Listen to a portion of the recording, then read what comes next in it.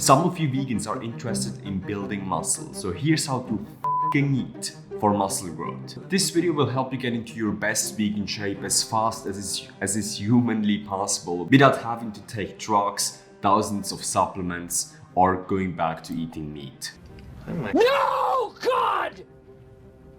No, God, please, no! No! As someone that has literally created dozens, probably hundreds of meal plans for myself and clients, I think so far I have perfected this craft. Today you will learn what to eat to build muscle. My goal is actually for you to build yourself a meal plan after this video. Yes, I'm probably shooting myself in the foot right now, but first of all, I want you to not kill yourself while being a vegan, and second of all, I want you to be a great example for the vegan movement.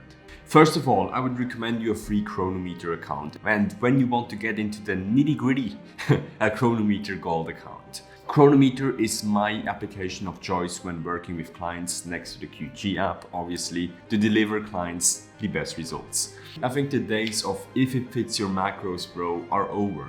Micronutrients are important and you need to take everything into consideration. So instead of showing you a random meal plan and be like, this food is awesome, this is what I eat this. I'm actually explaining you why you should eat what you eat based on performance, muscle growth, and well-being. I think no one, especially regarding fitness coaches on YouTube, is as anal as I am about this shit. So I'm pretty sure that you will learn something new today. Are you ready? Let's get into it.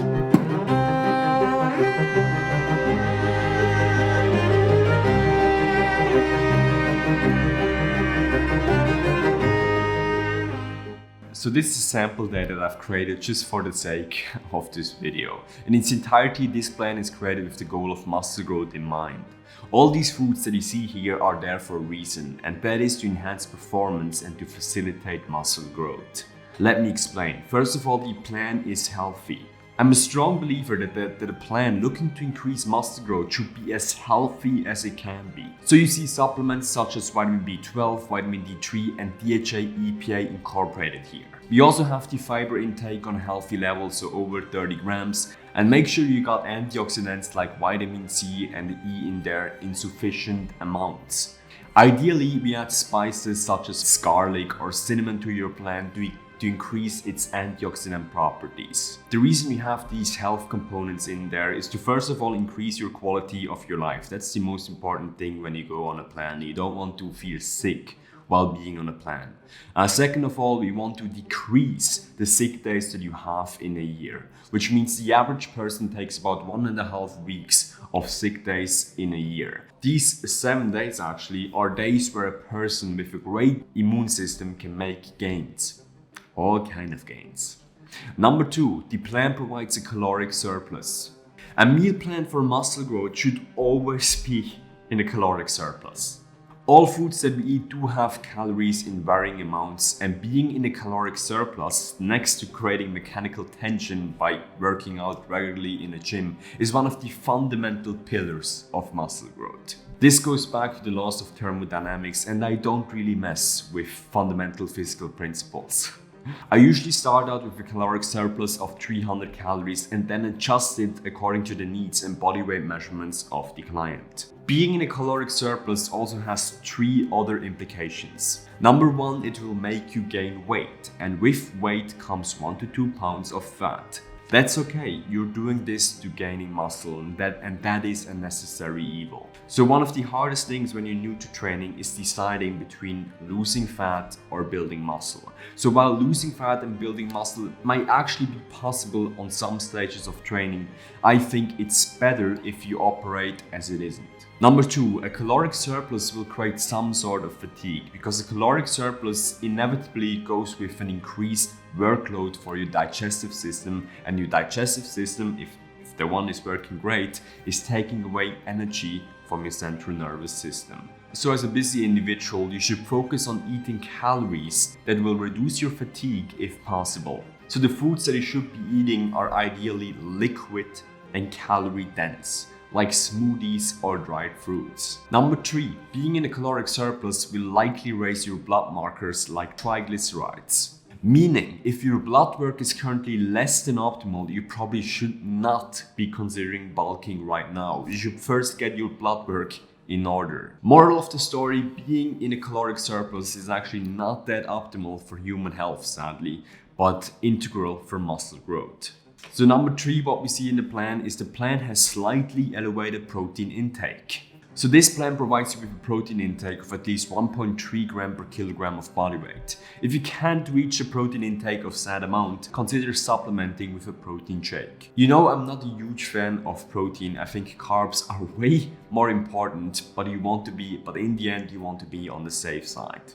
I've just recently started implementing protein shakes in my diet, again after like 2 years or so, because I realized that with my busy schedule right now, I just can't manage to get all my protein in without having the fatiguing effects that we've talked about before. I therefore usually have a protein shake in the morning, which minimizes my hunger and doesn't have negative implications on my energy level. Number 4, this plan also replenishes electrolytes and water. You also see here that I've incorporated cups of water in this diet. I set this as a reminder for myself and clients to get properly rehydrated. If you can't manage to drink enough water in your day, then you're literally sabotaging your muscle growth to the highest amount. You're like a spy in a foreign country detonating random bombs to destroy their economy. What the f***? See, if you're dehydrated, you will have impaired physical performance and your rate of muscle protein synthesis will not be as high as it can be. On top of that, on the example of sodium that you will see right here, these are slightly elevated. This is okay, especially if you're training in a hot climate. You want to make sure that you replenish your sodium levels to not impair your physical performance. Why? Because your sweat contains, next to water that you replenish with cups of waters, electrolytes. So for endurance athletes, a proper sodium intake is mandatory. Even consider if you run marathons or something, consider a sports drink which replenishes all the necessary electrolytes in your case.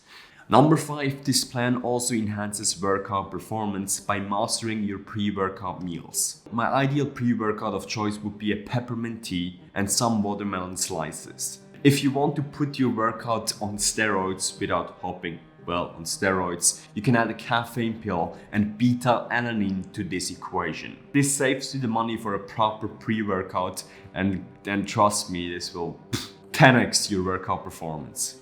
For the average trainee, I recommend a peppermint tea and some watermelon slices. The peppermint tea stimulates nitric oxide and therefore increases your blood flow. The watermelon contains some sort of citrulline to increase your workout performance. If you need a caffeinated beverage on top of that, you can go for a green tea or a coffee. Green tea is usually better when it comes to the health effects of the beverage, but in the end you have to do what works for you. You can also consider yerba mate, for example. Number 6, this plan also facilitates recovery. Take a look at the post-workout meal. It is carbohydrate and protein rich. This has been shown to positively impact the duration and spike of your muscle protein synthesis, which then again can be linked to increased muscle growth again. Especially make sure to replenish your carbohydrates during the day. See, if you train in the gym and you burn, for example, 300 calories, which is pretty freaking decent, you need to replenish your carbohydrates because most of these calories that you lose stem from carbohydrates. So a gram of carbohydrates has 4 calories, which means you need to replenish 70 grams of carbohydrates. Number 7, this plan also looks to increase your sleep quality. You know, I leave no freaking stone unturned. So next to creating a reason for adaptation for our body, we also need to make sure that we facilitate fast recovery.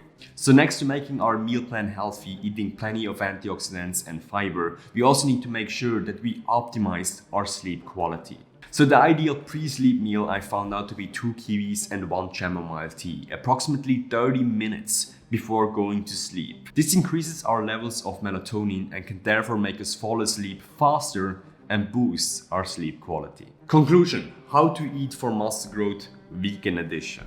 So this was how to actually eat for muscle growth as a vegan. Remember to eat healthy, stay in a caloric surplus, eat slightly more protein, replenish electrolytes and water, pay attention to your pre and post-workout meal and increase your sleep quality. You can actually copy and paste this meal plan, but if you want to get fully customized work, you can head over to qualitygains.com. I put the link in the description. We actually make you log a custom day of eating in Cronometer.com if you're in our mentoring services, and therefore make sure that the meal plan that we create for you is actually as sustainable as possible. So when you join our app group on the link below, you actually get 10% off our mentoring services, plus you get a consultation of yours truly. As said before, I have a link in the description where you can sign up. Until next time. The mission of this YouTube channel is to put veganism across the goal line. If you want to help us achieve that, like and subscribe to this channel, and don't forget to hit the bell icon. Let's make food production great again.